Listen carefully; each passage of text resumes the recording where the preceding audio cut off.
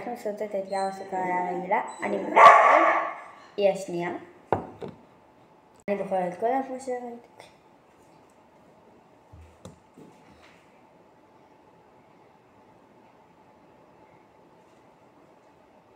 אוקיי.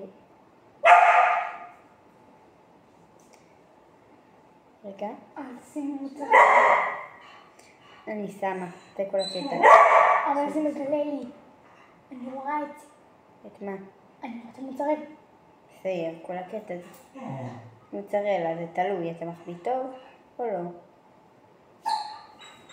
אם לא, אז ברור שיהיה לך את המוצרלה, אם כן.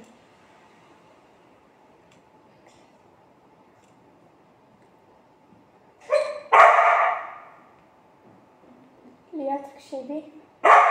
אוקיי, עכשיו תורה. בוחרת את זה.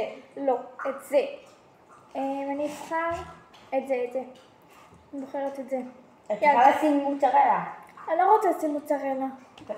סבבה. אוקיי. יאללה. אוקיי. אני בוחרת בזה.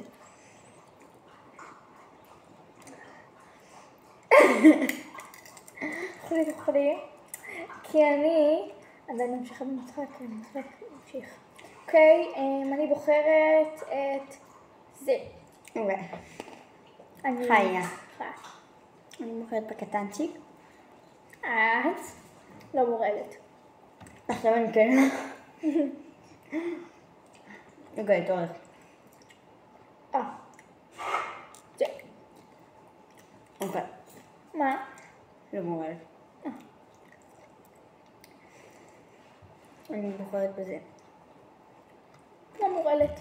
מה? לא מורעלת. זה. לא מורדת. אני בוחרת בגדולצ'יק כזה. אוקיי. ממש מאוד דקה. אני בוחרת את זה. לא מורדת. אבל יש בזה מוצרלה. אני בוחרת בזה. את מורעלת. אוי לא.